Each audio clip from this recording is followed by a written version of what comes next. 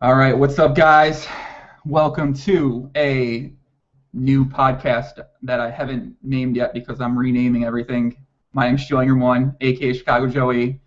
I just want to thank everybody who came out last night for the 3.5-hour live stream we had. We were railing YaAarny, a PLO player on Pokerstars. He's got that. He's doing a prop bet for $300,000 right now at 510 plus, trying to win 100 buy-ins. And we had a lot of great people come in last night, asked a lot of great questions. We had almost 1,000 people. So just want to thank you guys out there if anyone's here today.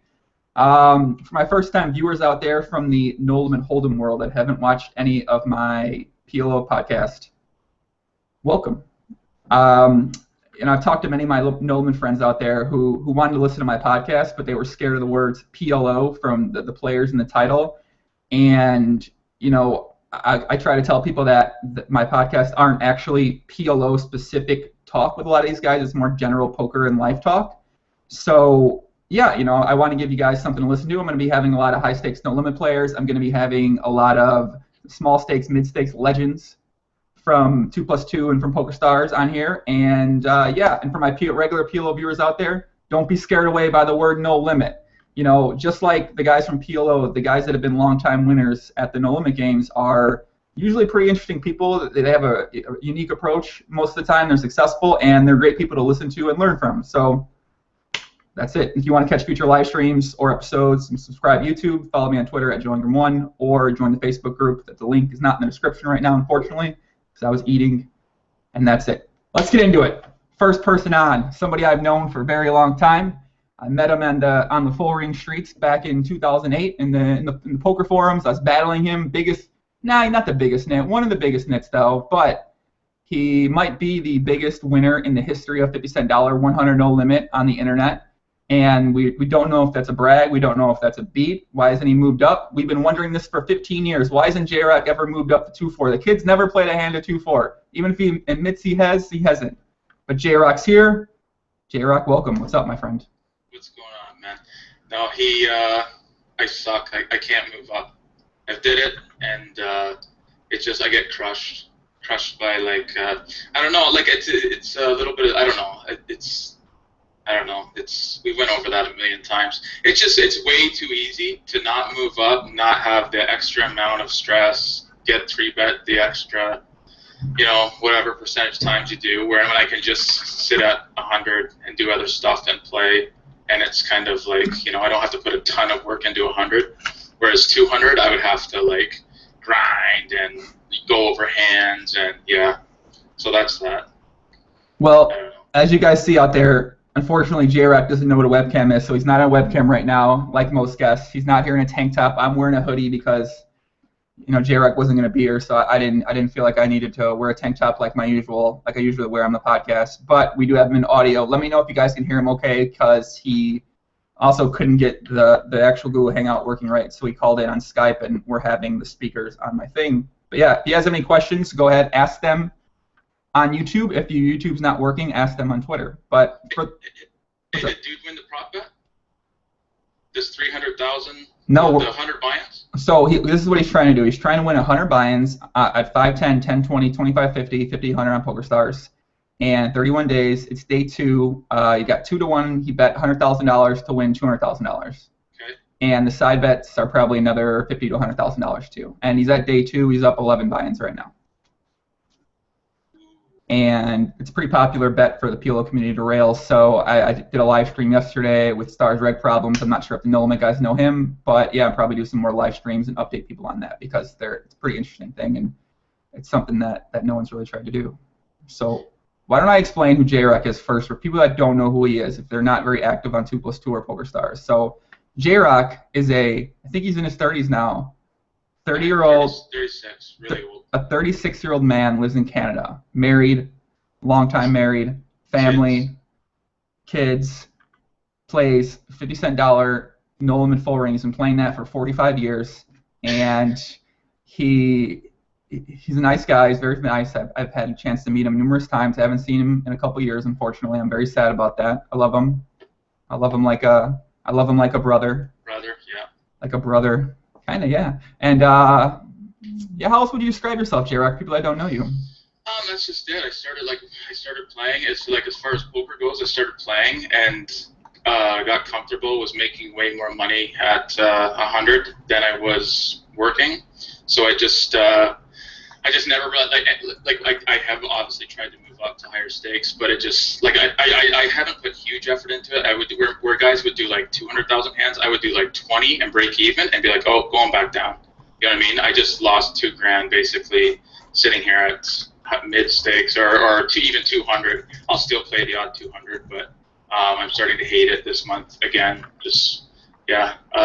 So anyways, yeah, that's and yeah, I've been playing 100 NL for, like you said, 45 years, and that's it. That's all. Just still doing the same old thing. Still managed to be able to stay there and not go broke, which is good. And yeah, that's it.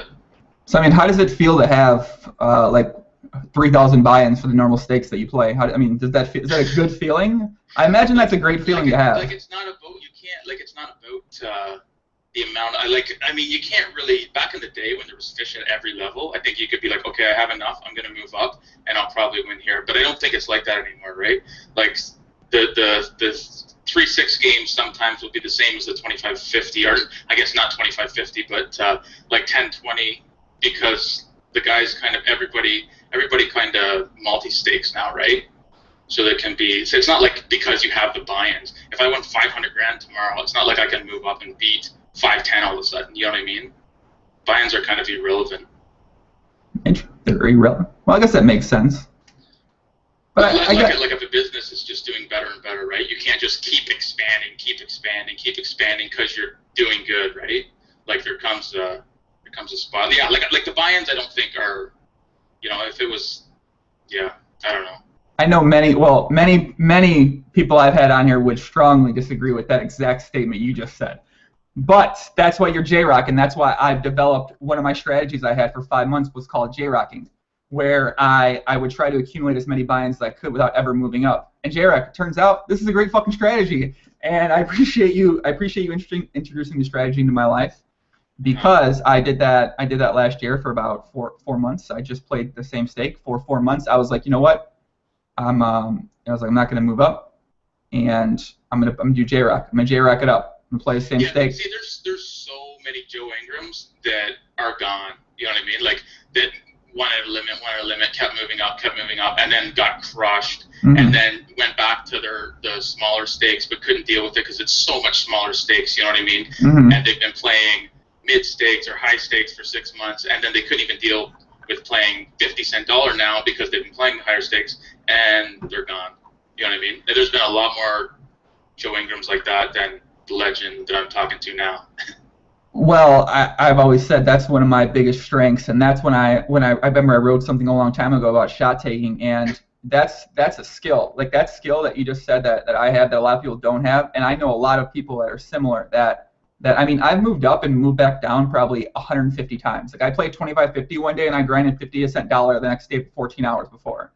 Yes, and that's really good. That's good. And even at Peel, I had to do that. You know, after I lost most of my money during an interesting time in my life, I had to drop back down. I was playing like 20-cent, 50-cent for a couple weeks. Like, I mean, but that's a big skill that you need to have to be successful if you have a goal of getting to the higher stakes. Yeah. You know what I mean? Like for me, for anything, I lose value by not doing, and like it's so hard to do this, I find. Like what Vinny used to do, Tim Stone, like these guys, like Tim Stone's a prime example, right? He can play 100, he can play 510, you know what I mean? Like 100 NL, and he can play 1K NL. Like that to me, and like all at the same time. So, like that's a huge thing to me. Like that's super hard, I find. Do you think that? Do you think that your I guess with your life now, you're married with kids, you've been that way for a while. Do you think that probably influences you to have a more conservative approach when it comes to something like that in the past, maybe now or in the past too? Yeah, for sure. Like if I was younger too, I would probably gamble obviously more, take more shots. But for me, I know what I can make every month. You know what I mean? I obviously have my rentals. I can. Yeah, I just kind of and like honestly, it's for me right now. It's all about trying to make more money so I can buy another house. Like buy more houses, to be honest, and then just get steady income, and then one day not really have to play poker, you know. So is that kind of what you're setting up to do currently? You're trying to put yourself in a position, real estate wise, to yeah, for sure. Like so that like I don't have to work till I'm like 65, right? Like I'd like to be, and I mean I will always I think still play. Like I would I obviously wouldn't play as much, but I think I'll always still play poker, still play online poker because I definitely love it. Yeah, I think I'd go crazy if I couldn't play. That makes sense. So someone asked in the chat, Matt Campbell, he grinds 100 NL full time. Yep. And you grind 100 NL only full ring. You don't really. I don't think you've ever played six max, really, have you? No, I don't. No, I just haven't. No. So 100 NL full ring. I mean, they did ask a question: how much do you make? I know some people aren't really comfortable talking about how much they make these days. And without the actual PTR, unless people are using Russian PTR, then there's really no way to know. So I mean, I would assuming at 100 NL full ring, are you making Supernova Elite, or are you making like 500,000 or 600,000 FPPs these days? No. Like honestly, this year I'm gonna make 200,000 VPPs. What? Yeah. So you only play like 6 tables. You've always kind of only played 6 tables, right? I play 10. But like I say, I play 10. But honestly, half the time I'm sitting there waiting. You know what I mean? And or like there'll be a couple shorthanded. I definitely don't have 10 or 12 full tables running all the time. But yeah, sorry, what was the question?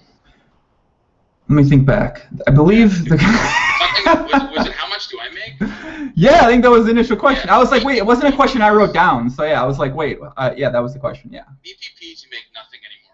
Like you make like I'll clear a $1,600 bonus like every 2 months. So obviously $800 a month like that. Like it's nothing like it used to be because I think they took I don't know, they took a lot of money out of the VPP program, blah blah blah. But on top of that, like honestly, my months are like anywhere from like 3.5, 4 grand to 8. Where back in the day it was like back when you played, when you were the worst 100 NL player ever, it was like 10, 15, 18, nonstop every month. You know what I mean? But yeah. But wait, what was that? Worst 100 NL player ever? Me? For a while you were. Yeah. Like then you have like the 5 grand losing days and stuff. I remember one time I think I opened under the gun, folded to you, full ring table. You're in the big blind. You 3-bet. I think I got it in with kings. You insta snapped with ace-7 and won, and I hated you for a long time after that. Do you remember that? No, you. I mean, wait, is that not I'm confused. Is that not a standard play by me? And instantly in the chat, you were like, I was like, oh my god, you're so bad, and you're like, dude, so standard.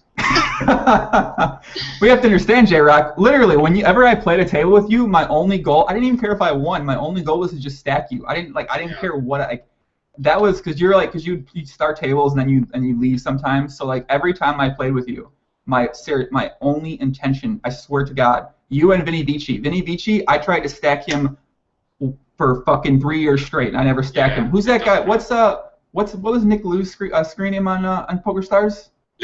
Lydia. Oh my, I fucking hate Lydia so much. Why? Why? I think Lydia was pretty quiet at the table. He was like. Yeah, but he just never lost a hand. I remember I tried stacking him at 5-10. I had like 2-5 offsuit. I'm like, fuck, I'm getting it in pre here. I don't care. I can't fold. I got 2-5 offsuit. Yeah. Yeah. Well, that's pretty standard too for you back then. You won a lot of those though, eh? You see, I don't know. I was still winning money. That's like the weird part. And I would 24 table. I would never play less than 24 tables. My only goal was to just play as psychotic as possible and play as many hands. Did you lock it up after that? Like after you rip ace-7 and win, did you like instantly go 10-6 after that? No. No way. You kept going. Yeah. You didn't do an image like a cool image thing. I didn't. I kept bluffing Vinny Vici for 3 years. I never even knew what an image meant. Yeah, that's true. I mean, Vinny Vici's like, I mean, I always have a set here, and he keeps calling me, or he keeps trying to bluff me, so, and then I never adjusted, and then finally 4 years later, I'm like, wait a second, this is, and that's the amazing thing that I still played for that long, and I still was able to play those really long sessions, but I still won a lot too, which is the thing. I don't know how I won. I had no idea what I was doing, but I would still be able to win money, and I had, like I said, you mentioned I had 50 buy-in downswings in one session. I lost 52 buy-ins twice, and looking back, that seems a bit,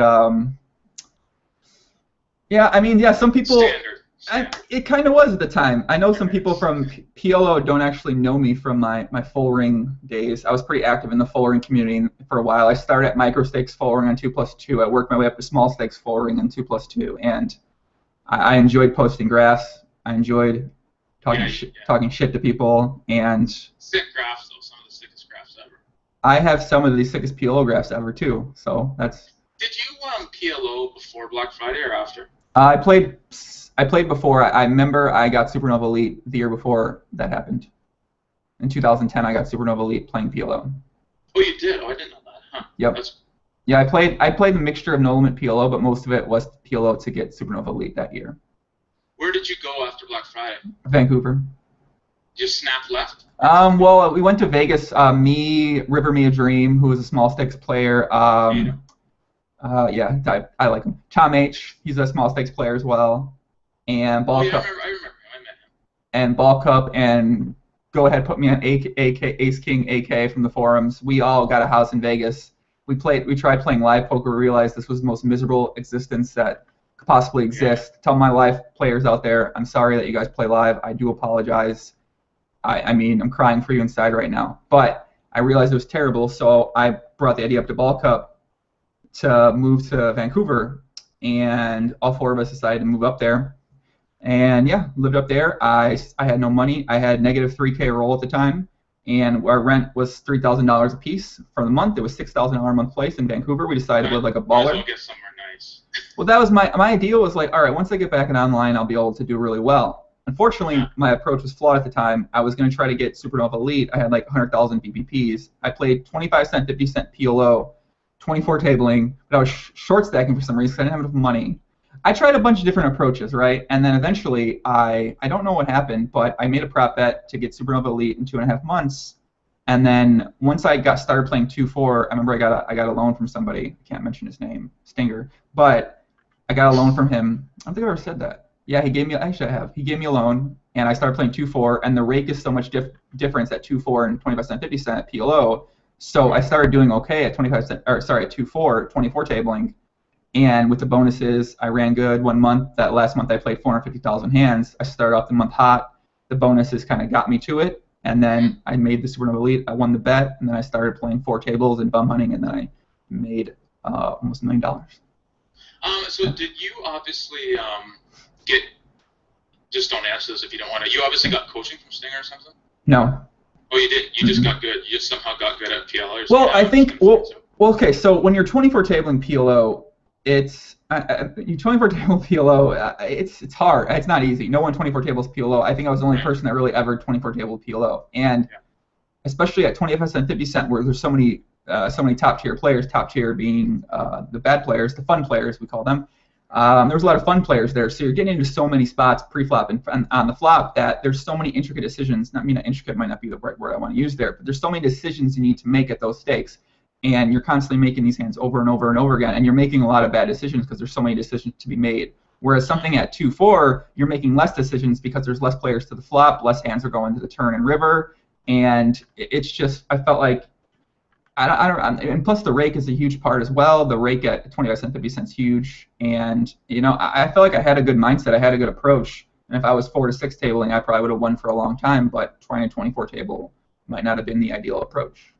Mm-hmm. And that's, so then what? You figured it out. You got a spot and got win and started crushing everybody.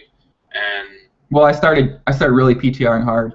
I started. I was a seed scripter before seed scripts ever existed at PLO.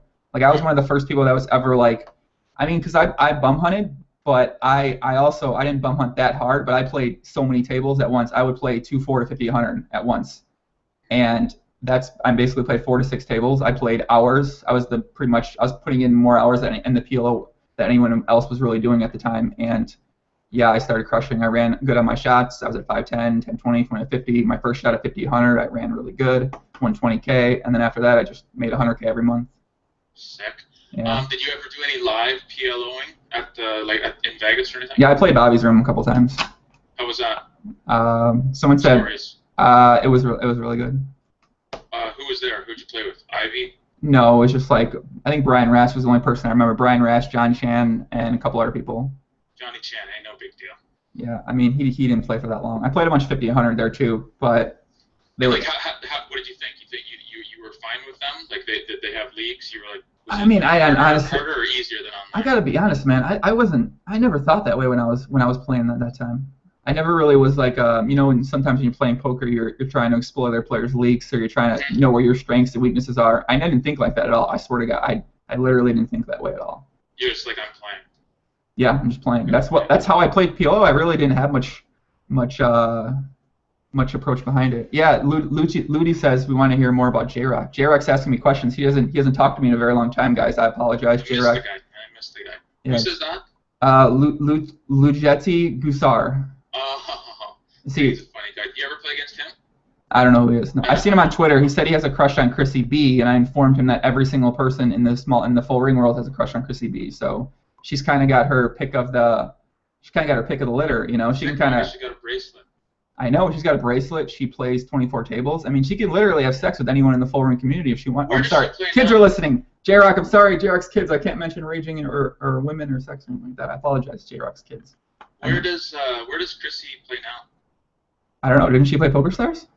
I don't know. Like, maybe she plays mid stakes or something.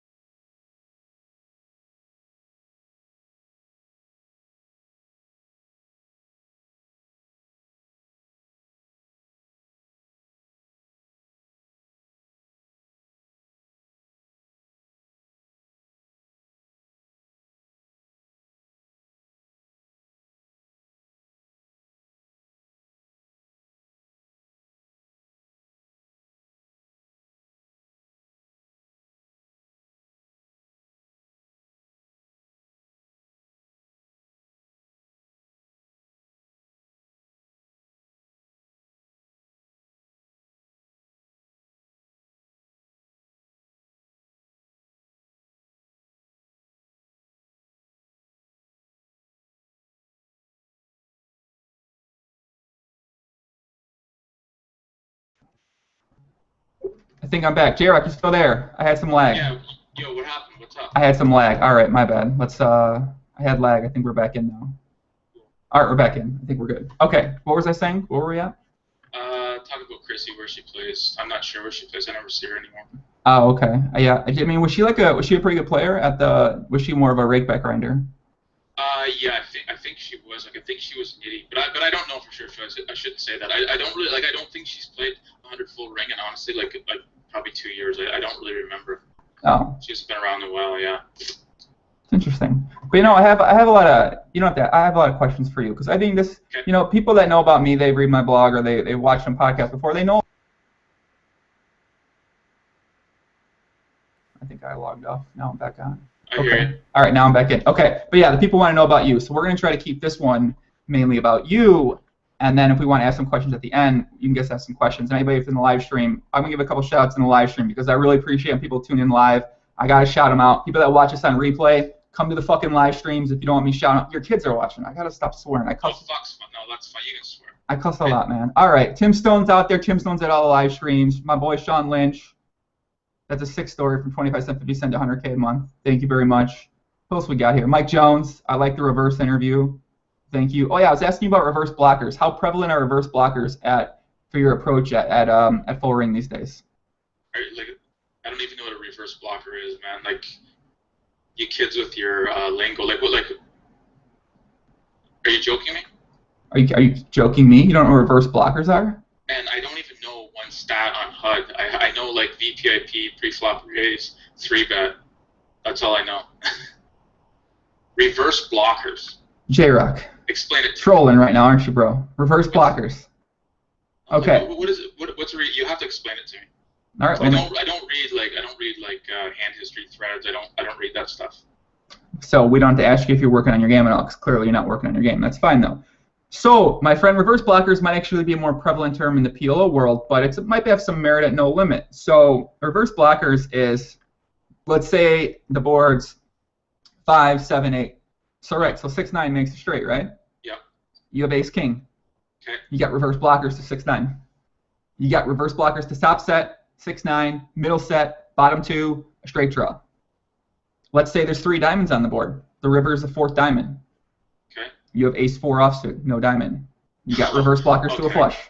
Now I know. So tell me, ask what was the question about reverse blockers? Right. So what we've been doing lately, I've been basically playing with different simulations and different syntax, trying to figure out how I can bring reverse blockers and learn how to apply it to my potential full equity on later streets. And I was wondering, in the limit world, how much work is going on with reverse blockers on your end, and how much do you think about reverse blockers when you're trying to put together a range for an opponent that you might have on the flop and factor it into your potential fold equity on later streets?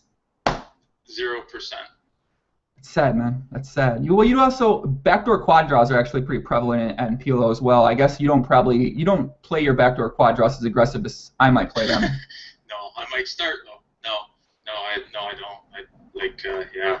I'm a bad guy for asking about poker because I feel like if I read the 2+2 threads, I'm like, oh my god, I'm falling behind. Who are these people talking about this stuff? They're going on about this hand. Then I look at then I find the guy's name, and then I find out he's broke even for 300,000 hands. But you read the threads, and they're he talks like he really knows what's going on, but really he doesn't. Well, he sounds good though. That's the thing about poker players. Even anyone that plays poker, a lot of people can talk the talk. There's a lot of people that can fucking tell you the stats, tell you the right strat. I mean, when you read some of these threads, all these people are like, oh, 35, fucking 40%. You gotta make a fold here, and then your continuation bet 67%. So on the turn and river, they make these fucking programs and stuff. I'm like, why aren't the guys that make this Poker Juice program? How are these guys not the biggest winners in the whole entire world? They claim they know it all. They claim this. I mean, so many people claim that they're just.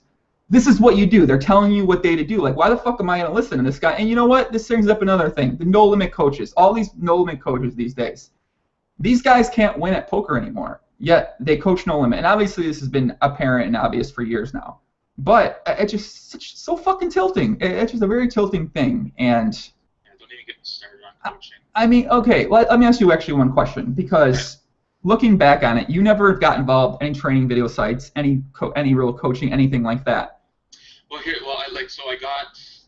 got asked to obviously do videos for card runners back in the day. I was like, oh my god, I saved the email. Brian Townsend emailed me. I'm like, oh my god, this is ridiculous. I obviously have to do this. Then I got thinking about it and was like, wait a minute, man, this is probably a bad move. So I was like, I probably shouldn't be making videos so people can see how to win money. But back then it wouldn't have mattered anyways because there's 8 fish per table. You could do it back then, and you're gonna hurt it. You're hurting long-term stuff, but you're not going to hurt your bottom line right away, obviously. But then, so I just did coaching, like I did one-on-one coaching, and then had this guy, and I should remember his name, but I don't. He's from the U.S. that I coached. I did a couple sessions with him, and then the next thing I know, I'm starting tables, and I'm playing him, a month later, and I'm like, I just told this, I just coached this guy, and now he's playing me. He's, you know what I mean? I'm mad. The worst move ever. So anyways, I stopped that, and then I kind of went to the same thing with what's the site that Galfond has? Run It Once. Yeah, I got an email from Galfond. I'm like, oh my god, I have to do it. Then I'm like, fuck no, I can't do it. Obviously, you can't do it unless you can get some absurd amount of money. So then it's just too stupid. It really doesn't make sense to coach. Well, I got 2 follow-ups to that. Let me start with the first follow-up. Looking back, everyone was making no-limit training videos at that point in time. Yeah. And in a way, do you feel like that even if you would have made them, do you think it really would have had a big impact? It seems kind of in a way like Vinny Vici kind of did it, and he was I think he was good at kind of semi-trolling a lot of his videos. But in a way, I don't necessarily know how much big of an impact it would have had. And it might have just been worth the money you would have made. Much of an impact, but obviously the training sets had a huge impact on poker because that's how everybody got good. You know what I mean? For sure. It's I can remember I watched a video with Taylor KB, and instantly 3 weeks later I started winning way more. You know what I mean? Kind of blossomed from there. Blah blah blah. I mean, I tell everyone at PLO, everyone that makes videos at PLO, I'm like, you guys are fucking retarded for making videos. You guys are, I mean, and the guys that coach. Something right now. Sure. At 100 there's the old school guys that are still good, right? Stone, Mela, but like, and I can only speak for 100. I don't know about 200. But there's like no Milwaukees. There's no huge crushers right now, and I really feel that's because it's so hard to get info right now. Like I think a lot of the crushers are smart enough not to make videos anymore. Like I feel like it's kind of happening. You know? Do you think the game has evolved in the past couple of years to the point where that it's different, a lot different now than it was even like something like 2 years ago? I don't know, man. Like somebody said the other day, like, oh yeah, the games are a lot harder since before Black Friday. I'm like, not a chance they're harder. The only thing that's changed at 100 is your volume, because you don't have 60 FPP pros that are just playing, making 3,000 a month on FPPs, because you can't really do it anymore, right? Like I don't play, like I've been playing like I think 60 to 80, like 80,000 would be a lot. 80,000 hands is a lot for me per month, and I think I'm probably played, like I don't think there's many guys, I guess I should say, playing 100,000 hands anymore. And it used to be like 100, 150, you know. This is at 100. I can't speak for anything else. Just because I don't think there's the volume's not there. There's not those like there's not the 30 guys sitting there breaking even that are staying at the tables, you know. No, that makes sense actually. Which because so those guys are gone, right? Because they obviously can't do it anymore. Yeah, they can't. You can't just live off like 0.25 or 0.18 VPP per hand anymore. Whereas back in the day, it was like 0.31 sometimes. And man, back in the day, like in the heyday, there was guys losing, right? You could lose to 10 grand over the year and still make 30 grand. For sure. Obviously, there's lots of guys doing that. But yeah, I don't think that can happen anymore. I could be wrong, but I'm pretty sure that you can't really. You'd have to play a shitload, and there's not a ton of games. Like the volume's not there, but the games are definitely as good, I think. Interesting. As good as before Black Friday. That's interesting. I mean, I don't know too much about the 100NL full ring world. I talked to some guys still on occasion. Tim Stone, Vinny Vici. Vinny Vici's in the live stream. Stratton, Vinny Vici, what's up? Duncan D. Smith's out there. Who else in here? Andre S. I know he posted in the small stakes full ring forum. Martin, Bruti. Few legends out there, right? Yeah, let's see. BW 07507, one of my good friends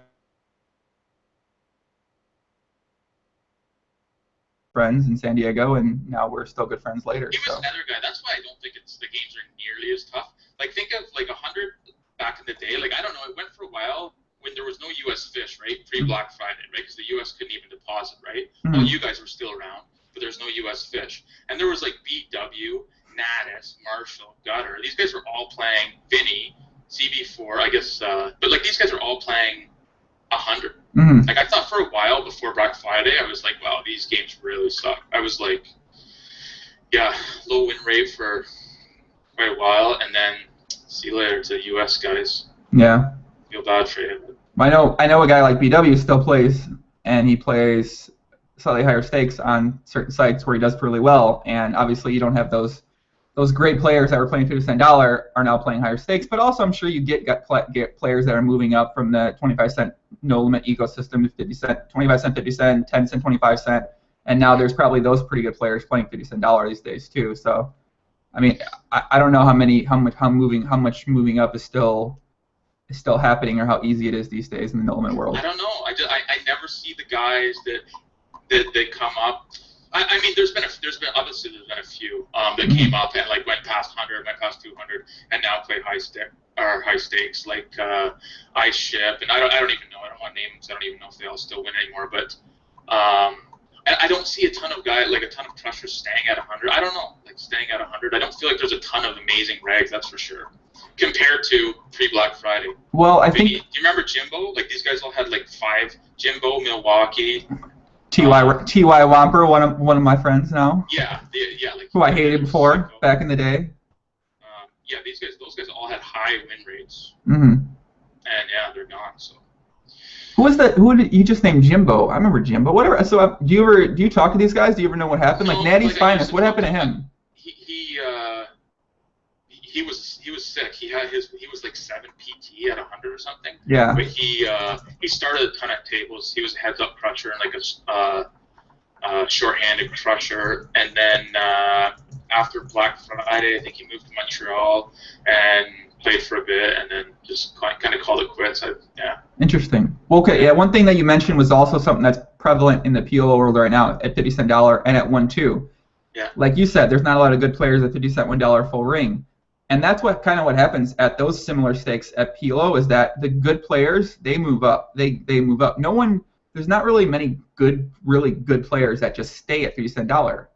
And I think that's what you probably find in No Limit Full Ring as well. Those guys are probably playing 6 max, or they're trying to play higher stakes full ring.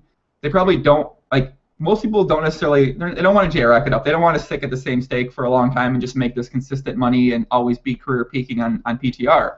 You know, like you are. Even though before, back in the day, you and Vinny Vici used to do this. You guys would be like, God, I'm downswinging so hard, I'm losing so much money. And I PTR you guys, you're at a fucking career peak every time. Vinny Vici did this to me 175 times. He's like, dude, I'm fucking losing. And then I'm like, you're peaking. It says career peak today. Like, oh my, you did that. You always bitching about running bad in the fucking thread. You're like, I'm running so bad, I think I gotta quit poker. And this was like 4 years ago. You kept saying that, man. Yeah. And look at you now. You're still making your money. You're making your income. You've probably been increasing your real estate holdings and increasing your potential real estate profit as well, I would assume, right? Yeah. It's going good. Real estate's going good. Yeah, I've actually got to meet with a girl later on today. Just to, I have a property management company now. I'm gonna just take over my houses just because it's got to be too much. Like I'm playing in the middle of the day and I get a phone call if there's a door broken or there's a sink leaking, which I can't fucking deal with. Right? I don't even know how to hammer a nail in a wall. So I have to make a phone call to hire somebody to go get them. So it's just too much. It's just I'm getting somebody to manage them, I guess. So how many you have houses, or are they like duplexes where 2 people live in them, or is it what kind of setup is it? Yeah, I have like when me and my wife first got married, we bought our first house, whatever. It's like $160,000 house, 4 or 5 bedrooms, and we lived in it for a couple of years, and then wanted to move out to a bigger place. So when I bought it, I probably paid too much for it, and we couldn't sell it. I could sell it and break even, but I was like, you know what? I would kind of always wanted to rent them out. Let's try renting this thing. We rented it. We were lucky. We got amazing tenants. I don't really make any money off that house, but I don't hear from these tenants. Like I might hear from them once a year. So like the house is just there. It breaks even. It pays the mortgage. It pays all the bills. And yeah, like I kind of forget about it. Like it's out of my mind. So then I was like, shit, I wasn't making a ton of money at poker, like 2010-ish. So I was like, geez, I'd like to really make more money monthly. So I was like, maybe I should try. And my money that I had saved wasn't doing amazing in stocks. It was actually getting crushed. And I just hated the fact that I didn't really have any control about it. And I never really knew, like, I don't know anything about the stock market. So these guys could tell me anything. And I was just like, fuck, I don't know. Yeah, like, still I'm losing, not making much money. So I just took my money, bought a house. It started going really good, and then it was actually a triplex, so there's 3 families living in it. And then my next one I bought, it was a triplex that was like totaled. So I bought it. I got it cheap. I bought it for $90,000. I put 90 into it. And I got it appraised after it was all done at like 280, 290, I think. So yeah, it's fully rented. Those two, my two other ones are fully rented and make pretty good money each month. And yeah, that's that. So it sounds like that you're pretty into the whole entire property thing. And like, do you research strategy on that? I mean, are you like working on your game away from the table? There's a thread in the business section on Twoplustwo that got me really into it. It's called the guy's name is Specs, I think. But anyways, I found this thread on Twoplustwo, read it, got really into it, and then I actually met a super good real estate agent that helped me a ton with everything. Because I didn't know, like when my first house I bought, I didn't know what I was looking for, what not to look for, you know. And he's taught me so much. He just taught me so much about that. The house that I bought for my second triplex, like I said, honestly, I don't even own a hammer. Like I know how to do nothing. And he was like, man, we just went over the numbers, and he was like, look, you can buy this house, you can hire somebody to do this. I was lucky too, like sample size. Like I think I got super lucky that nothing went wrong. I found a guy that I could trust. He did it all. The only thing that I did do that wasn't great is that it took like 8 months, where it probably should have took. I should have had it done quicker. But I hired one guy. He did the whole house. And yeah, that's that. It's going pretty good. Well, I think some people are listening to this right now. There's gonna be some people out here that find that what you just said boring, and if you find that boring, you're probably a big noob at life. You're either between a big noob or a semi noob, because the approach that you took, I mean, that's kind of how a lot of the people I know that I talk to that have had a lot of success in poker. This is the way they're thinking. They're thinking, how can I parlay my poker success into real life success? Real life success meaning something outside of poker, into a future where I'm making a lot of money. I'm making more money than I ever made at poker, and I mean that's kind of, I think that's a great mindset. It's kind of I think it's cool that you had that approach a long time ago, and that it's definitely something that people can think about, especially as the no-win players are listening to this, as they start winning less and less. Well, like you kind of need some plan to maybe do something new. Like would you would you recommend this to other players to potentially look into? Do you think it's pretty high variance or something like that? Yeah. Like the thing I found about rentals is that it's like for me, to be honest, like you can do it with a down payment. You know what I mean? Mm-hmm. Obviously, I was never going to be tapped if anything went wrong. I was kind of played it safe, but the market's not tapped because everybody thinks that it's like the worst thing ever, right? Like when I would talk to people about it, they're like, oh my God, don't do it. Tenants, you can never get them out. You can never do this. They're the worst. Oh my God, blah, blah, blah. They'll wreck your shit. But really, it's like and all my tenants, you screen them, you interview them, and then you let them live there. As soon as they start, if anything goes, you just do it. You just run it properly, right? And if you run it properly, it's so easy. Like I'm honestly shocked, even that the houses that, like my second house, even my first house that I bought, I'm like my first triplex. I'm shocked that there isn't guys out there doing this full time that would have had those houses off the market right away. You know what I mean? Like, how is this house sitting here and these guys aren't taking advantage of it? Like it's not tapped because I think probably the horror stories, And I guess you need money to do it, but you don't need it to be honest. You need your down payment. If you buy right, you can pretty much borrow all the money that you need right from the bank. Obviously, if you have some sort of income. Well, there's something that I do that is very similar to what you just said, where I never talk about it, I never posted it anywhere.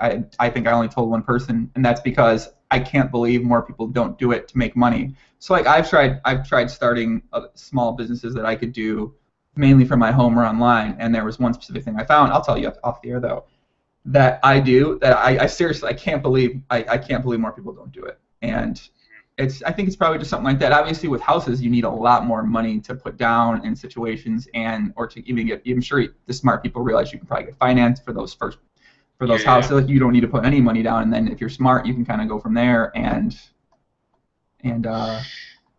mean, the interest rates are amazing now too, right? Like, I mean, it might not be like this 15 years from now, 10 years, or whatever, 5 years from now. But like that's the. And I wouldn't have gotten involved, I don't think, if I was still crushing online. You know what I mean? Mm-hmm. Like, obviously, you're not going to get involved in this if you're just still printing cash online. You can just put your money in the bank and whatever. No, I think you should start thinking about it. I mean, it's weird because even in my position right now, I'm trying to be at the highest level possible for the games I'm playing, and that obviously takes a lot of commitment at the tables and away from the tables. But I feel like that I should still maybe not be as zoned in and focused on that, and I should start thinking about other things like this, even if I'm still doing well. You know what I mean? Like I think it's still smart to try to think like that. Yeah, you should be, but I mean it's all about your hourly, right? Like I mean that's what it came down to me. Like so right now it's like I felt there was too much time, and even when I was doing my renovation on my one that I bought, I spent too much time down there driving around, like just checking up on everything, when I should have been playing poker. You know what I mean? That makes sense. So now with the business, the property management company they're working with, is that decreasing your hourly? I'm guessing it's increasing your hourly. You think it's going to increase it? I have a buddy that owns a bunch of houses, and he he hired his own basically property management company. He just made his own. And I just mentioned to him that I'm thinking about hiring somebody. He's like, here, let my guys take care of yours, and we'll just So he's not charging me too much, and it's pretty cheap. Not bad. Yeah. That's that. Yeah. Well, I remember one thing I was going to comment on earlier that you mentioned was you coached somebody and then they showed up starting tables with you and you were like, fuck this, right? Well, so I think I ran good in 2 instances. One, it was the first time I was ever going to stake somebody. I did it in 25 NL full ring. It was a guy like, I still have his screen name in there. It was like Julian or I gotta go back to my old school messages in here to find him. But it was a guy, I staked him, and he ended up stealing $1,500 of my money. And I pretty much never staked anybody since then. And looking back, and even at the time, I was like, well, I kind of got off easy that he only stole $1,500 from me. And then kind of coaching, right? So there was this guy that I guess I don't know if say coaching, but I basically shared with him my strategy I was using at mid stakes to how I broke down, and this is what this is kind of what I've done. I broke down the potential EV in playing in every single possible seat with different players when you're in position or out of position against them, good players, bad players, medium players, and I was able to figure out how to find the most plus EV situations at all the tables.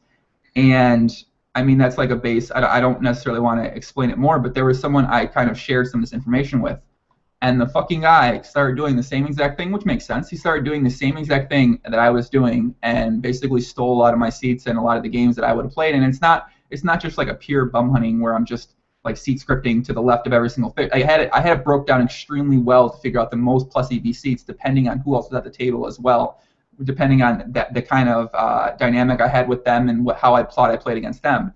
And he kind of started doing that, and I never told anyone about it ever since. And I'm kind of happy because, I don't think he actually plays poker anymore, luckily online. And it could have been a guy who's still doing this now, and he's playing 5, 10, 10, 20, 25, 50 as well. So I think you kind of ran good with coaching, and you figured out like, oh wait, For sure, man. Yeah, you learn fast, right? When stuff like that happens. Yeah. It's like, same thing with staking, lending money. Yeah, it's like, I don't know. The poker world's kind of crazy with their money though, because they make it fast and it seems to come easy at first. So it's like, yeah, man, no big deal. Here's $5K. You know what I mean? Like I remember when I first started playing poker, like everybody, like if I wanted $10,000, I probably could have got it, and I've never met any of these guys. You know what I mean? Mm-hmm. Where it's like, oh my god, man, and especially like on the internet, it's like you probably shouldn't be lending money like that. And there's, look at NVG, there's constant scams going on, right? For sure. I mean, I've borrowed money probably. Don't lend your money, kids. That's good advice. I've borrowed money. I don't think I've ever lent too much money, but I've borrowed 5 figures plus before, and I think my borrowing power now is probably $200,000, which is, I mean. Yeah, it's so sick. It's crazy to think about though. So yeah, it's basically build it up, make a few good transactions, let everybody know you did it. But I mean, you shouldn't be lending crazy amounts of money, I don't think. But. Yeah, I think it's probably better. I mean, I try not to borrow money anymore as well. Obviously, when you're winning at poker, you don't necessarily need to worry about borrowing money, but. Yeah, but it sucks because even when it's live, like I know I've borrowed money or Vinny's borrowed money off me. He sent me money online, and then I gave it to him in Vegas and stuff. Like you have to, for poker players, you have to, if you're going to the World Series, right? Somebody always wants to get rid of money, and somebody always needs money, Mm-hmm. Transfers online and shit, so it kind of sucks, but yeah, that's the way it is, I guess. Yeah, it's very, obviously it's a super unique dynamic, and it doesn't really happen in any other, except there's one other area, I guess, if people some people buy drugs on, I don't necessarily know, I've heard of that happen because I met some very questionable ethics people over my lifetime, and they tell me some things that are interesting about that. So that's sometimes money or property changing hands and money being owed, and then obviously they don't pay them in that instance too. So it's the guy found his screen name. I don't think anyone's gonna know who he is, but his name was Jugwera, Jugwera, and he was this guy from Brazil who I staked, and he took my money, and I was like so sad. I was like. So what happened? When you stake a guy, like I don't even know how it works. Like what you give him $4,000?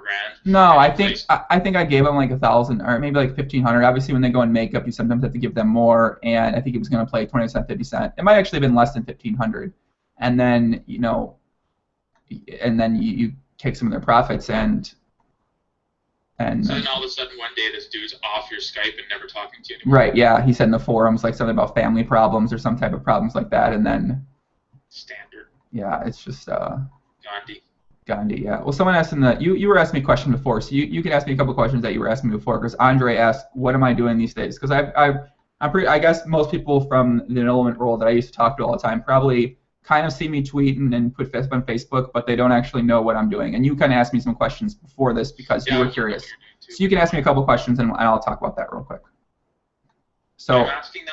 Yeah, you because you were asked a question before we started, and I said, well, let's just wait. We'll talk about that later because I'm sure people are curious. I ask you? I mean, I want to know the whole story. What's Ingram been up to? Like, well, kind of a legend. I'll give you. You're kind of always in the spotlight. Like, let's hear it. I'll give you the rundown what happened after I won the Supernova Elite prop bet. I'll make it the short version. So I started playing 25, 50, 50, 100, and 10, 20, 5, 10. I started playing those stakes. I made about $500,000 before PTR went down. When PTR went down, I was depressed because I only lived to make money for PTR. I never actually cared about making money.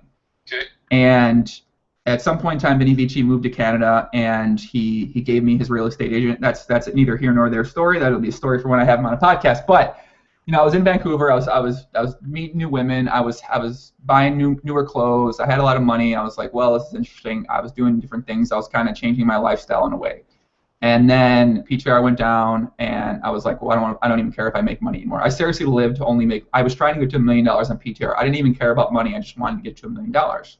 Standard. And when that went down, I started playing anybody, and I lost like 100K, I think. So then I dropped down. I started playing 2-4, 2-4, 3-6. I thought about buying a Ferrari. I met a woman at Ferrari. We started dating for a while. She worked there. She was an accountant, and eventually I got sad living in Canada. I missed the United States. I left Canada. I came back to the United States. I went to Vegas, and then I went to Ibiza, which is a place in Spain.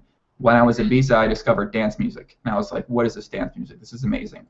In Ibiza, I met a girl from Australia. She was with a girl, and her other friend, and they said, me and this girl, we spent a night together. We went off by ourselves. We fell in love. And I went traveling around Europe with them. So I went to Barcelona. They went to a music festival in Belgium, and that was my first music festival. And I've been to 20 music fest since that. And that fell me in love with music festivals. At some point in time during that time, I also fell in love with doing maybe some drugs. And unfortunately or fortunately, this had an effect on me. I came back from Spain, and I was like, well, what am I going to do? And me and Stinger decided to get a place in Vancouver for a couple months for W-Coop. I went up to Vancouver. I made $250,000 in 3 weeks. I was going to celebrate. I met a group of friends there, and unfortunately, I met a girl who really loved to do drugs. I spent some time maybe doing some stuff with her. What kind of drugs are you doing at this time? I don't want to talk about that. It doesn't necessarily matter. Okay. And but it's prevalent part of the story because they fuck with my mind a lot. And I spent some time with this girl. We were in a hotel room, and I lost. Biggest losing day in that hotel room was $125,000, and I think the peak in that hotel room I had online was like maybe $600,000, and then I lost maybe $350K of that in the hotel room over a week or two time span. I was just playing out of control, maniac. I was tilting. I was playing 20 tables. I was playing 3, 6 to 5 to 50, 100 any single game, no game selecting, no anything. Jeez. And I was essentially out of my mind at the time. And I went to Australia because I was going to date that girl that I met. So I moved to Australia. And the downswing kind of continued there. I ended up losing all the money I had online, and I redeposited $50,000, and then I slowly kind of lost most of that back over the next couple months. And then over the next year, I decided that it's probably best I leave Australia. So I came back from Australia to America, and I took maybe 6 months off poker. I really didn't play too much. I lost some money on Muchos and Goldwyn, and I had. I don't think I had much money left at that time. And then I decided after I went to a music festival, I went to EDC Las Vegas last June, about a year and 2 months ago. And after that point, I decided, I can't do this in my life anymore because I was raging a lot, and I was like, I probably can't do this. It's just not, my poker existence was kind of ruined because I couldn't balance myself, and I couldn't find myself again. I'm in the United States. I couldn't figure out an effective way to play poker or to play poker successfully. So I decided, all right, well, I'm going to figure out how to get my life back on track. So, I kind of played super small stakes like super micro-ish stakes for a little while, for a couple months on some of the U.S. sites and some of the untracked Euro sites like the iPoker, 888 Poker, the On Game, the Party Pokers of the world, and Bovada as well. And then eventually I started doing well again. And towards the end of last year, I was pretty much doing well. And I decided at some point I wanted to once I got back to playing, I started playing 2-4, 3-6, 5-10 again pretty quickly, because I can still win a lot of money once I'm really focused. And so at the beginning of the year, I was doing really well at poker, and I decided I wanted to do a poker kind of website, entertainment versions that people could come to, like a 2+2, but much more entertaining with actual like tangible content. But I decided too much work, and during this time I did a girlfriend, which probably did affect my. I met her last May, and we started dating we broke up maybe like a couple weeks ago. And I moved to the suburbs, which also helped my thought process, because I wasn't around people who were all like obsessed with money and obsessed with living that type of fancier lifestyle. So I could get my priorities kind of a bit differently and rewired. I don't want to say in order. I want to say rewired. So I learned how to, I learned how to cook. I learned how to learn, essentially. I started playing musical instruments. I started learning how to code on web design. I started doing yoga. I started learning how to do laundry. These are dumb things, but I learned about nutrition, how to change my diet.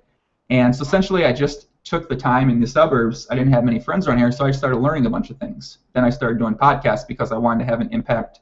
I wanted more people in the PLO community to have something entertaining they could watch. So I started doing these podcasts, and I started building up kind of a base there of people that enjoyed watching that content. And ever since then I've just been kind of focusing on my diet, on nutrition, on building up a podcast, getting more people into the PLO world, because I love PLO, and it's a great world. The games are great, and I've just been focused on poker. I pretty much don't rage anymore. I don't kind of involve myself with it, just because I feel a lot more happy being accomplished and learning new things than I did at that time when it was I was meeting these type of women that are attractive women. They're fun women. They're women you dream about being with and hooking up with or having sex with, but overall, it didn't make me as happy as it did playing poker and having success at poker and knowing who I was from that angle. So I've kind of just been spending these past 4 or 5 months focusing on poker, doing extremely well. Play anything from 2-4 to 50-100 now, and that's going. Good. Definitely, I'm peaking from that angle. Obviously, with the podcast, these are extremely popular in the PLO community, and they're starting. There's the word starting to get out in other parts of the community, the live players, the rec players, the no limit community, online and live. So now I'm just. That was a lot. You just made this podcast by saying that story. Honestly, I left. People were like, before this, they're like, I'm never listening to this fucking thing again. Then you just told a good story. So. Well, honestly, any of those things I just told you could be broken down into like 20 minutes, and I kind of kept it as fast as I could because I don't want to get too into it. Obviously, I think the most interesting thing is developing these podcasts and trying to take over the podcasting world in poker. That's been one of the. It's kind of fun. It's like an RPG game. It's like, all right, you start with this podcast, and let's see how popular you can make yourself. And that's one of the fun things. Because poker, poker is poker. Right now, PLO is not very challenging. In my opinion, it's pretty easy for me. So sick life. So podcasting has been the challenging part, and by challenging, I mean it's just figuring out how to make it more effective. I just thought of somebody. You know who you have to do in your next podcast? Speaking of old school legends, not on tilt. Oh yeah, he is. He is one of my friends too as well. So I'd love to have him on. Doesn't he? He's like a sick gambler too, right? He's a fucking huge. He's a huge DJ now, yeah. Yeah. But he was always he was always pretty good and did really well. And is Casey? And he plays PLO too, doesn't he? I don't know. I don't know what he plays actually. I think he plays PLO live. I don't know how well he would do if he played online, but he plays live, so. Yeah. So Casey Cohen asked, someone said writing an autobiography will be a smash hit. Well, you'll see what I have in store for that. The next step of all this from the podcasting is I'm gonna start that website at some point in time, and I'm pretty sure it'll be very, very popular, entertaining. What's the website? Just the Joe Ingram website? No, see, that's the thing I've been thinking about. Everyone in poker, they always brand themselves with their name. Any of these websites that these people have, it's always like theirname.com or theirnamepoker.com. I don't necessarily want it to be just like an enhanced version of a blog. I want it to be something where there's other writers, where where like something different that doesn't really exist in poker right now. Something you can come to a couple times a week. You can read some interesting content. You can maybe find some links. You can find some in-depth like introspects into different subjects, and you can find the podcast obviously as well. You know, there's other people that have shown interest that would maybe like to do their own podcast once or twice a month.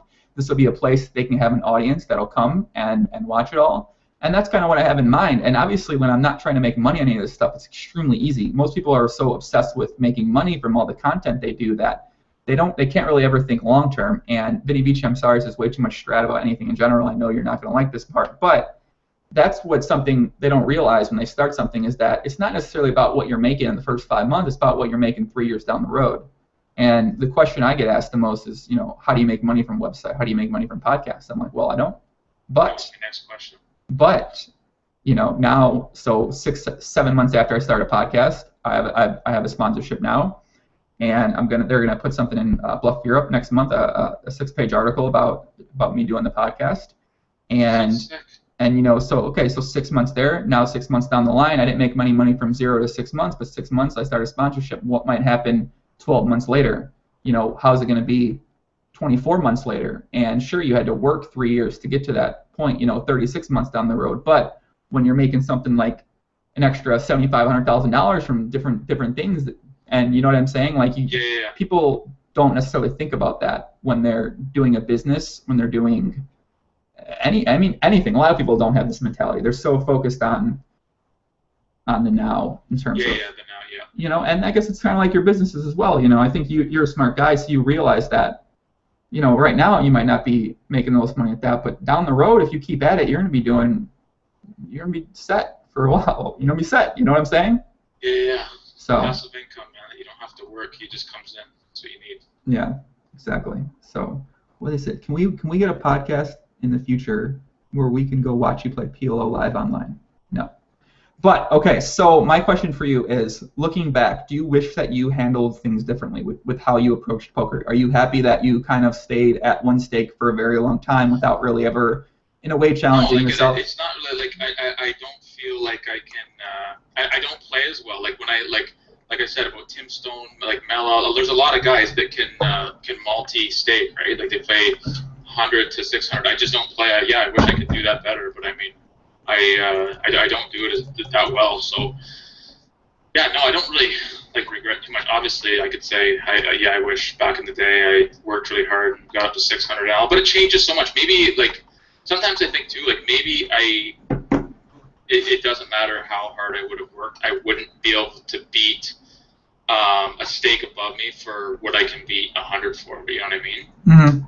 Like, it's maybe you're capped at a certain stake. I don't know. Maybe not, but I don't think so. I mean, I talk to a lot of players who don't think that. They think that's a leak. That's a bad mindset approach to poker. Definitely probably is. But I mean, at the same time, you know, there is, even years ago, I remember I talk about this all the time with people. Like, why does Jrock stay at this stake? And in a way, you were kind of looking at it long term, maybe directly, maybe indirectly. You were looking long term that, well, if I keep doing this, I'm going to be very comfortable for a pretty long time. I'm going to have consistent income. I'm not stressed out. I don't have to worry too much.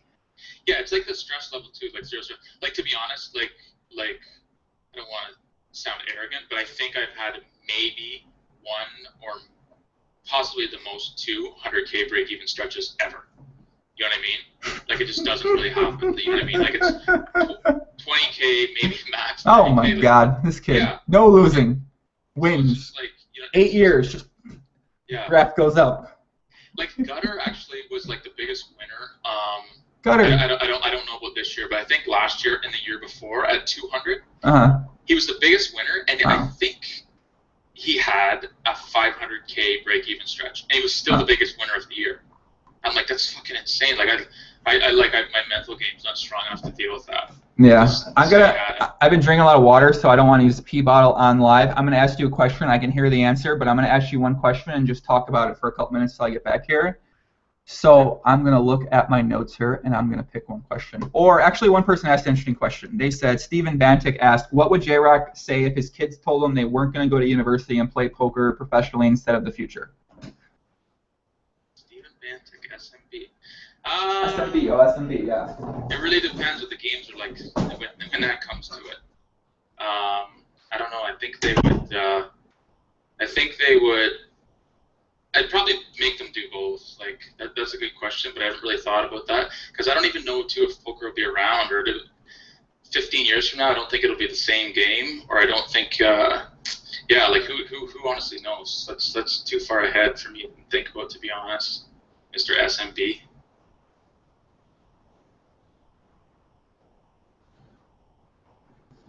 Ingram, we're struggling here, bud. Oh, had to hurry, Jrock. Come in. Yes. Oh my God. Did you hear the answer? I heard a bit of it, but. Yeah, the answer sucked. It's like it's too far ahead. You know what I mean? What do you think about that? Would you have kids right now? Like 15 years from now, you're gonna let your kids play poker? It's like I don't even know if poker will be around 15 years from now. I mean, I'd love it if my kids play poker. I think that'd be amazing. Yeah, I would love it too. You know what I mean? And I could probably coach them, but like, yeah, I don't know. It's so far ahead of the game. It's like, if it's a long-term thing and poker's still around and you can still do what we do, I would definitely have it. Yeah. I would definitely let them play. I mean, I think playing poker, I mean, it just gives you so much freedom in terms of how you want to spend your time, freedom in terms of where you want to be, where you want to visit, where you want to travel to. That, I mean, I don't know. What else could I have done in my life where I got to go to live in a couple different countries and yeah, that's me too. Poker, like, I don't know. You always hear these guys like, nah, yeah, I'm gonna quit and go to school, even though they're like, do people really make over $100,000 a year playing poker and just hang them up and go to school? Like, does that really even happen? Now, okay, so that I've known a couple people that's happened to, but it's usually when they're coming down from that. They usually might have been in the six figures, and then they're coming down, and they realize, wait, their hourly wasn't as big as it once was, and they feel like they want to make. I mean, there's other differences, not just always money. They might want to make a difference in the world. They might want to feel like they're having some sort of positive impact on people or on society in general. And once that easy money starts coming in, a lot of people don't want to rededicate themselves. You know, once you're making $300K, you make 75K.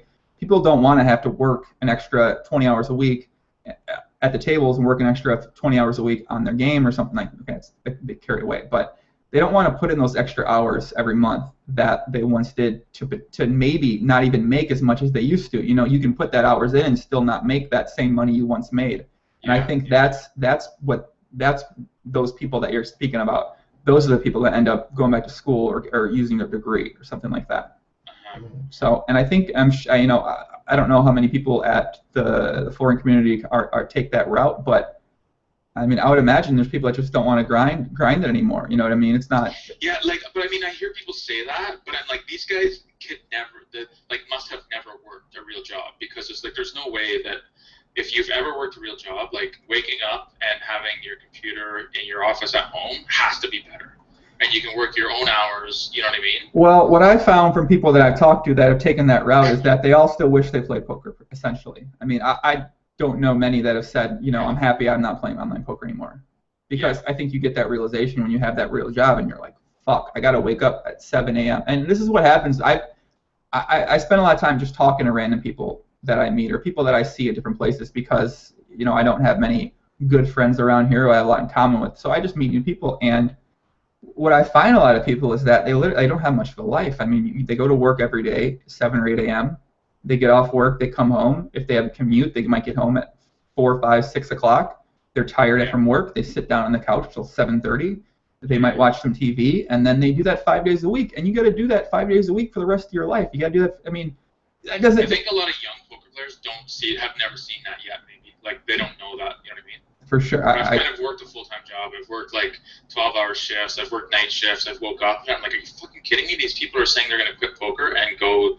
Of course, if you can get a really good job, sure, you might find a better job that makes more money, and you know. But like, also, I mean, you need to like. I love if you don't really like poker. Like I honestly, I love it. I love playing. I like winning. I like You must too. You must love it. For sure. I don't know what I would do if it was Black Friday in Canada and I could not log on to Stars. Well, that's another aspect as well. That's why a lot of people have obviously quit poker too. The Americans that don't want to live abroad, they don't want to fucking get their money stolen by these dumbass American sites like Lock Poker, or they've got money taken from Ultimate Bet, Lock Poker, Full Tilt. At this point, they're just like, you know, it's just not worth it for me to live in Canada or live in overseas. I want to be by my family. They might want to be by their girlfriend or their kids. You know what I'm saying? So not everyone necessarily has the opportunity to relocate and pursue poker because circumstances, you know, kind of in their way. And I'm obviously, and if that happened to you, you know, then we might be having a conversation. You know, well, you know, why wouldn't you move or something like that kind of thing, you know? And then you might be able to better understand why those people decide not to do that. So if that makes sense, I guess. It's who came in here? 9 to 5, I need a knife. Tim Stone said 9 to 5, I need a knife. I don't necessarily think like having a job is, oh man, a lot of people listening to this have a job, and I think some would probably disagree that job's not terrible. But I seriously, I've talked to maybe like a very small number of people that have been like, I really love my job. I really enjoy going to work. And I'm sure in more affluent areas where people are making more money and doing things they might actually love, they might do that. But I swear to God, I talk to those people too. They don't fucking like their job either. They're all like, yeah, no, nobody does. And yeah, I mean that's one very big motivator for me. I mean, I'll play 5 cent, 10 cent if I can't beat anything else. I mean, if I make $3,000 a month, $2,000 a month in poker at some point in time, I'll find a way to make that work. I don't need a fancy lifestyle. I don't need to. I don't really. The only thing that about poker and about a normal job is like when you, like I find like we go on holidays or it's like the weekend and I'm not going to play for a couple days. It's like, so Saturday I think I lost 800 and it like bothered me. Like Saturday, I forget, we went out Saturday night and I was like, that's on my mind. Like it's like I'm not happy until I'm out of that hole. You know what I mean? Well, I think so, whereas if you have if you have a job, when you get home, you don't really give a fuck what happened. You know what I mean? Like it's over. Like you're not working for yourself. You know. Depends on the job. Depends where you're at in your career. I'm sure there's some people in their 30s that it does matter. You know. Yeah. And too, like if I take holidays, it's like I'm itching to get back because I know I'm not making any money while I'm on the holidays, you know. Where most people with my wife, she takes 5 weeks holidays and gets paid while she's on holidays, you know what I mean? Yeah, well, I think what you just said is a leak as well. And to be successful at high stakes checks, you have to get rid of that leak right there. You just named 2 leaks actually that are big leaks that I've gotten rid of in the past couple years. As one of the things that's helped make me successful at the highest stakes is because you can't really. It's unhealthy in a way to think that way. It's unhealthy to have a losing day affect you, and that used to do it to me so bad. I just couldn't shake it. I'd lose 8, 9 buy-ins, and I'd be like, you know, my weekend would be ruined. Just as you stated, I needed to get that back. But you realize that it's not going to be that. You can't really think that way. You have to just kind of forget about it. And when you lose, you mull over it for 15 minutes, but then you don't think about it. And before, I could never do that. And when how do you break that? How do you not think about it? If right now you lose 15,000 this morning, and then you're leaving for 4 days, you can't play poker. I wouldn't think about it again. So, I don't know. But how would I get rid of it? I don't necessarily want to. Tim Stone get mad at me again. That's actually a legitimate strategy there. That's like high stakes strategy, and I hate strategy so much. And something like that's actually a good piece of strategy that once again I'll talk to you more about later. But yeah, I mean, you know, I can't answer that question. I like locking it up.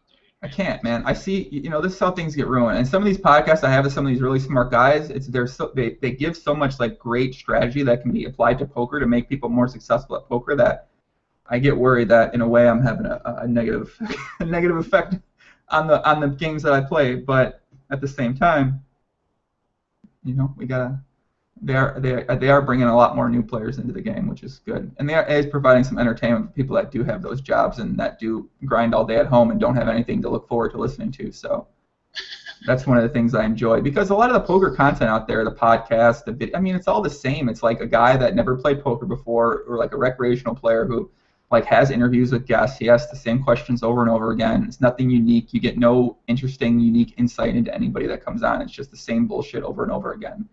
And I was just so bored of listening to that type of stuff. So. Yeah. Does Bart Hansen still do his thing? Well, see, he transitioned into a pay site, so now he has a pay site that you pay for the videos for live poker, and it's all live poker content, and it's pretty much the only thing of its kind, and I think it's a great formula that he had, and he's able to make money and make a living off of that now, which is ideally, where you want to get in position to be in. So, what was the second thing you said? I said there was two things that you said. Oh yeah, 2 leaks. Sure. Oh, what was the second leak you said? Oh, you can't when you're on a vacation, you can't wait to get back to play poker because you think you're losing money in the hourly, correct? Yeah. And that's when I guess that's when I used to be that same as how those were two of my biggest things. Also, another big thing was I never quit a session. Obviously, that's how you lose 50 buy-ins. Yeah. And that leak you just said was something that really affected my overall happiness in terms of life. So I just, I think, man, I can't even pinpoint the exact time it happened, and I might blame certain mind-altering things that I might have experienced in my life that may have played a part into this, but I just kind of shook that. I was like, you know what? I'm not going to focus my whole entire life on my hourly. Like, I'm not going to live my life for my hourly rate. I'm not going to live my life for money. I'm not going to live my life to be, make the most amount of money, be as rich as I possibly can, win the game of poker money. You know what I'm saying? Which is what I was trying to do for a while. And once you can just you decide that you want to embrace your life in the moment. You want to embrace the moments that you have. So if you're with your family, you just want to embrace that time. You're not going to stress about playing poker. You'll worry about playing poker when you're in this position where you can comfortably play poker, where you can play your A game and focus on it. And when you're in a situation like that, when you're with your family, there's absolutely nothing positive comes from you wanting to go play poker and feel like I'm missing out on something if you're not there. So figuring out a way to just make the most out of the situation you're in, whatever the situation you're in is. And you just realize when you come back to poker, you not only get to miss it a bit, but you're excited to play and you can embrace the time playing poker. But then when you're with your family, you're just more happy. You're not, you know what I mean? You're not thinking about it. Yeah, no, I get it. I'm not like driven crazy, obviously, but I mean, it's just stuff that's on my mind. I get what you're saying. Yeah. Yeah. I mean, it's easy to say. It's hard. At the perfect world, I mean, yeah, all this shit, okay, obviously, yeah, but it's super hard to actually implement. And I mean, it took me years, obviously, to do that because I was, I had a very fishy mindset for a very long time. So, yeah. What did wife's another leak? That's debatable. Mike Jones says a wife is another leak. Would you think having a family and a wife is a leak? No, I mean, obviously, people always used to say that to me, like when I first, like, what's your wife say? And I'm like, well, I'm not going to the casino losing money. I'm not playing online losing money. You know what I mean? Like, people don't get it. So, so obviously she doesn't care if, you know what I mean? If I'm obviously winning money, like, you know what I mean? Like, it's, how could you even? She doesn't care. Like, so obviously I'm making money. The same as she does. Let's look at that from I stay home and work, and she goes to work, and simple as that. I'm gonna look at that from a different angle. So that's one angle, right? Now, I would might argue that having a wife or girlfriend is a leak in terms of the poker world, depending on what you want to do. So if your goal is one of your goals is to meet a lot of make friends in poker world and network and travel and do things like that, then having a girlfriend, I think, for me personally, is a huge negative to that aspect, which then kind of makes me unhappy, which then ends up filtering over into my poker game and then kind of just sticks in my head and kind of in a way it makes me unhappy to where it ends up being a leak. And some people look at having a wife or a girlfriend as someone that I don't think I would have ever got as good as I did if I had a girlfriend, or because I needed to focus. I mean, obviously it's balance, right? If you have a girlfriend and you can't work 8 hours a day, then yeah, you probably shouldn't have a girlfriend. Or if every girlfriend you have to be with her 24/7, and you know what I mean? Then you obviously you shouldn't have a girlfriend. I think that's how some guys think, is that when they're in a relationship, they think that they're so worried about the other person, they're not worried about themselves. That's what a lot of people, they really, in a way, I think you have to be selfish to have true success. I mean, really ultimate, a lot of success. You kind of have to be selfish. I mean, your wife's listening to this. It's all about balance, right? Like, yeah, and that's the thing. And I think most people are underbalanced. They're more balanced towards other people or making other people happy. They're not necessarily thinking about how to make themselves happy. And then 6 years, 7 years down the road, they realize that, wow, man, this is like I'm just not like this. How did I get this way? Why am I so unhappy? And it's because you've been doing these steps for everyone else for so long. You haven't been able to focus on what you really want to do. or what you really want to work at to get better at to put yourself in a better position long term, and then that's where people end up being in these miserable or stressed out or unhappy situations. So I mean, it's Yeah, but I mean, you can. I mean, obviously, like you should be able to have a girlfriend and play poker. I would think. I think now I could. Standard. I don't think I could. I mean, I don't think I think I could. Yeah, you could have some success, but I don't think I could have had as much success personally. And that's just me because I felt like I needed to immerse myself into the whole entire world and the mindset of it. I don't think I would ever got to the point I guess I'm at now. But I mean, at the same time, I've been playing for so long that at some point in time, you're just gonna, if you're playing for 7 or 8 years, eventually you're just gonna break through, no matter what you did in a way, as long as you're just keep playing consistently. So I don't know. It's an interesting concept though. It's interesting. I have to think about it more. Let's I got a couple more questions for you, my friend, because what is this? Oh yeah. Do you have any who are your best poker friends from like the small stakes forwarding world? I'm assuming they're from like Gutter and EHF or. Oh yeah, EHF. Yeah, no, I don't talk to him anymore. Yeah, he's obviously from the US and doesn't play, but I don't know, like just like the guys we've mentioned. I talked to Gutter a little bit. I talked to CB4 a little bit. Mark, Mark 753 is from the UK. All the old guys like Vinny, they say him. Who else? I still talk to Borton Border, like RKI, those guys. Yeah, just a lot of, I guess a lot of the old school guys. Would you say some of these guys are like actual good friends, or they're just more like online friends that you see once a year type of thing? Yeah, just online friends. Like, I mean, I've seen Gutter a few times. Nothing to do with poker, but I mean, honestly, it's like we'll go for 2 months and not talk. You know what I mean? So, yeah, I think that's something I've been thinking about more. Is how to actually, this is something I'm not good at. Is how to think about friendship in poker. It's like, how often are you supposed to see them? What if you never see them? Well, what's the point of being friends with them? Where do you get a benefit for yourself or for them if you know what I'm saying, if you're never going to see them, and what's the way you should communicate with them and keep in touch? How much friendly, you know what I'm saying? Like, these are things I think about that I struggle with often because I just really don't. Yeah, it's kind of different, because you meet guys. I mean, I tend to talk to whoever I'm playing with the most. Like, sometimes I'll, like, you know what I mean? So a guy will send me a hand on Skype, Yeah. So the guys I'm playing with every day, I'll talk to more. Gutter plays 200, and I think he might even play Zoom now, so I don't talk to him as much. When I see Borton Border, I'll talk to him. Yeah, it's just kind of it's who you're talking. I used to talk to Vinny every day, and he's obviously doesn't play anymore, so I don't talk to him that much. Yeah. Yeah, to me, it's just kind of who I'm playing with. Yeah. Well, I guess also it changes just because a lot of our old friends are all from America and from Canada, and now if those people aren't playing anymore, well, a lot of people we're talking to, like a lot of people I talk to, most of my Skype contacts I talk to on a daily basis are all from Scandinavia. So it's like, when are you actually going to legitimately have a chance to see them outside of Vegas? Yeah, exactly. During the World Series? And it was a lot more easier to see people back in the day because they all lived throughout the United States and North America. So like, oh, I'm here. You know what I'm saying? You could see them more often, and making friends and building friendships and building relationships was a lot easier. And I think these days it's actually maybe I'm just a noob at it. I probably am a noob at it, to be honest with you, when it comes to building online friendships. I don't think that's ever been my strongest suit because, yeah, I'm a noob at that. Did you go to Vegas this year, by the way? No, I didn't. Yeah, neither did I was kind of, I don't know, I didn't feel like going. I broke my finger also, which had an effect. But at the same time, I don't want to say why, actually. It has something to do with with Erin, and she might be watching. So. Erin's Australia girl? That's Stephanie. No, Erin was the girl I started dating here. I see. I met her on a road trip with my cousin, and we started dating, and we dated for about 14, 15 months. I see. Yeah, and now I'm at a position where I'm not sure what I'm going to do. So, yeah. Cool. To be determined.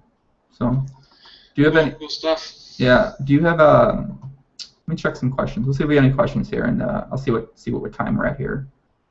Oh yeah, Mayo, what's up, Mayo? Mayo's in the chat. Isn't Mayo that guy that him and the other guy were like cheating or something, right? Mayo and SMP, are those like, I don't know, were they like playing? What were they doing? I don't remember what happened. You don't know those guys? I know of them, but I'm not sure. I know. Actually, yeah, you know them because I introduced you to SMP. I'm pretty sure one night somewhere in Vegas. Yeah, I don't know. I don't know. Like I don't think I haven't met Mayo, but no, they're both good guys. And they both actually, there's probably honestly the last two guys I can remember that like came up through 100, and I hated them because they 3-bet me too much, and then they went to high stakes. And I don't even want to comment because I don't know what I still like talk to them both like whatever on Skype or whatever. But yeah, I really don't know. I don't want to comment on what happened because I really don't know a lot. It was I think it was at mid stakes, so obviously nothing to do with me. Yeah. It's interesting. I don't know, because someone suggested I have them both on together for a podcast, and I thought it was. Yeah, that's why that was kind of. Yeah, I know it was some kind of joke, but I wasn't sure exactly what happened with them. So. Yeah, they probably come on. I think they're both pretty cool guys. Yeah. I don't know much. They're both. I guess no, you would have been playing PLO because they both definitely were playing higher stakes on stars at the end. I think I might have. I think I played with them maybe a bit. You know, but SMB. Yeah, I mean, I vaguely remember playing with those guys. I don't remember much from my No Limit days, except I don't remember much actually. I don't remember too much. I don't remember playing with any of those guys. PLO's diluted my mind, man. I played so many hands at PLO now that I don't even remember anything about No Limit. Yeah, it was a long time ago too. Right? Yeah, I haven't played No Limit in 2.5 years or something like that. So I did shot take when I was on my upswing. I started playing 100, 200, and 50, 100, and 200, 400 No Limit games when I ran with fishier players, and I ran good obviously in those games because my account was God moded at the time.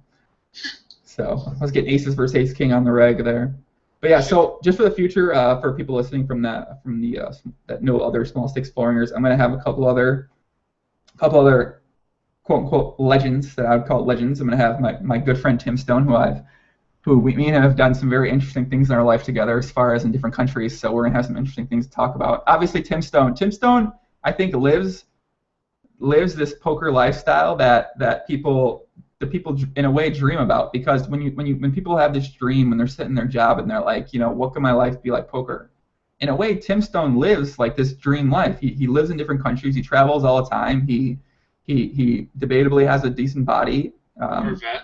He's got the Corvette. He had the Corvette. I think he sold the Corvette. Sadness, because he moved it. Had his picture taken with a horse. He has been known to be around very attractive girls. Whether anything happens, debatable. I've never seen it.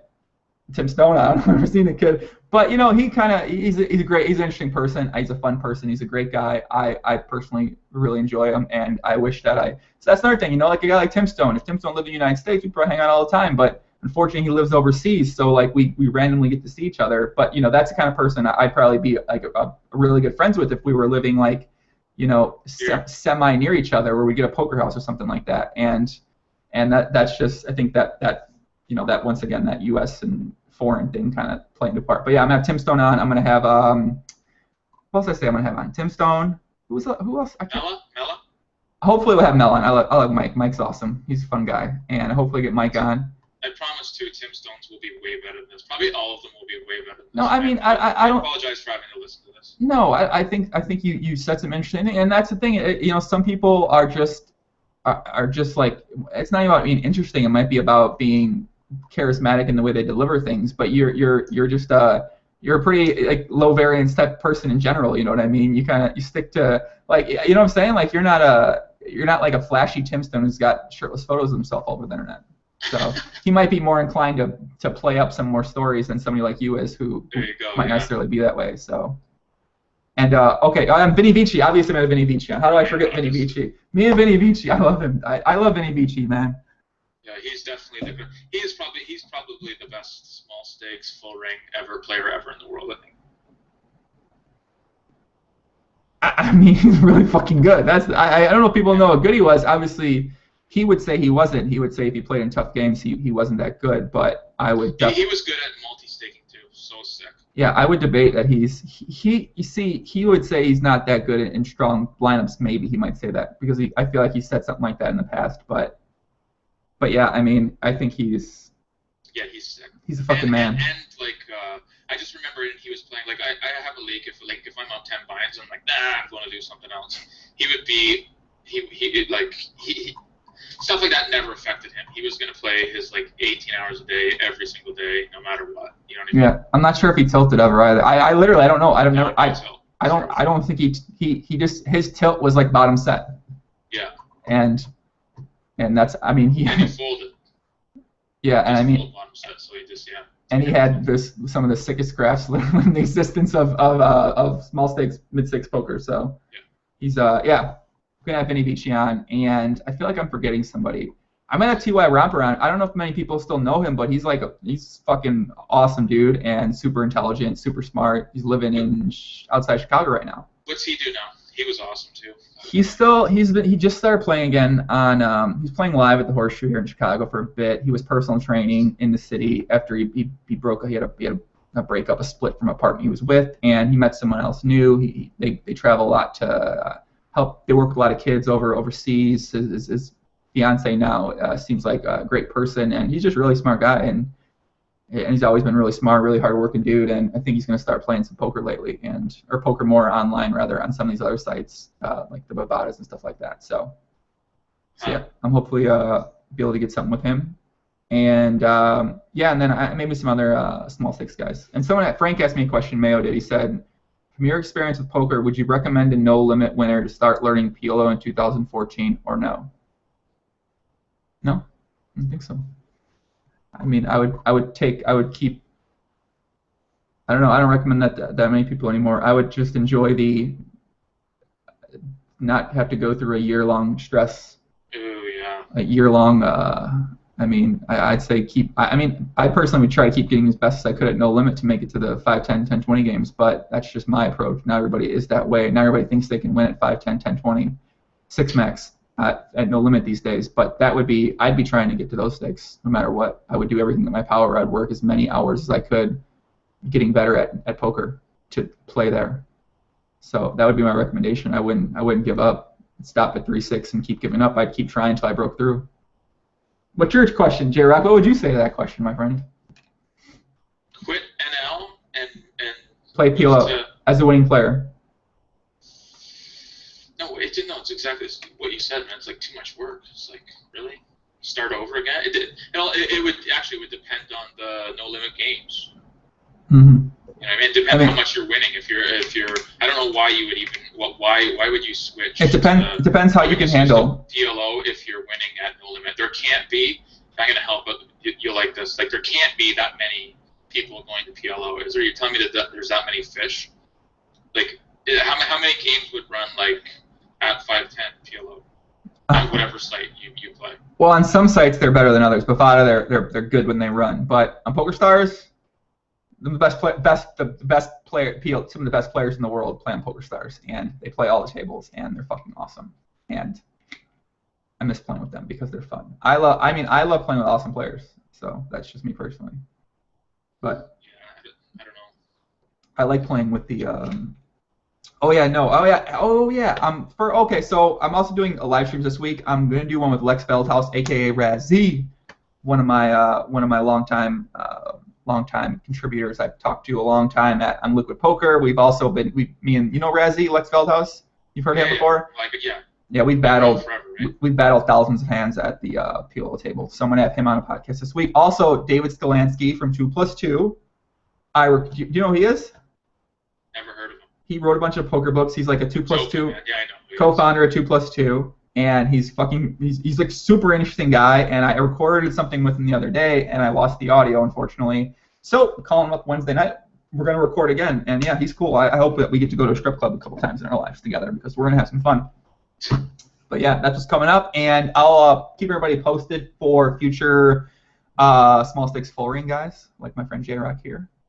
And I think that's it. Yeah, if you guys want to catch future updates, follow me on Twitter at JoeyNger1, subscribe on YouTube, join the Facebook group. That link's in the description.